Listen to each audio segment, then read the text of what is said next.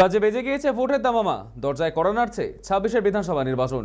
সব রাজনৈতিক দলের প্রার্থীরা একে একে নমিনেশন জমা দিতে শুরু করেছেন। বুধবার মনোনয়নপত্র জমা দিলেন তৃণমূল প্রার্থী ব্রাত্য বসু। তিনি দমদম তৃণমূলের তরফে নির্বাচিত প্রার্থী।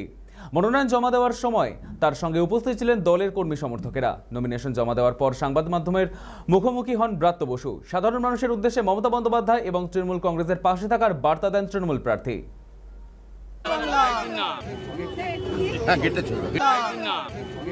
দমদমবাসীকে আমি অনুরোধ করব যে এই লড়াইয়ে মমতাদি আপনারা সঙ্গী হন। মমতাদি উন্নয়ন করেছেন সারা পশ্চিমবঙ্গের মতোই দমদমে, সেটাও আজকে দমদমে খুবই একটা অভূতপূর্ব ঘটনা। তবে আমার টিম খুব চাঙ্গা আছে দমদমে। আমি দমদমের আমার যারা সদস্য তাদেরও ধন্যবাদ দিই। সকালে আমরা একত্রিত এককাট্ট হয়ে লড়ছি। মার্জিন কত হবে সেটা অনেকটাই গ্রহ নক্ষত্রের উপর বোধহয় নির্ভর করে। মানে এসআইআর করে বিজেপি যেটা করলো, ভাবছে যে বাংলা এরপরও জিতবে। আমাদের এত সহজ হবে না। আমরা অনেক আটঘাট বেঁধে এগিয়েছি। আমাদের নেতা অভিষেক বন্দ্যোপাধ্যায় আমাদের নেত্রী মমতাদির কথায় ওটা একটা দলীয় পরিকল্পনা করেছে। যে সুবিধাটা হবে বলে মনে করছে 90 লাখ নাম বাদ দিয়ে বিশেষ কিছু হবে বলে মনে হচ্ছে।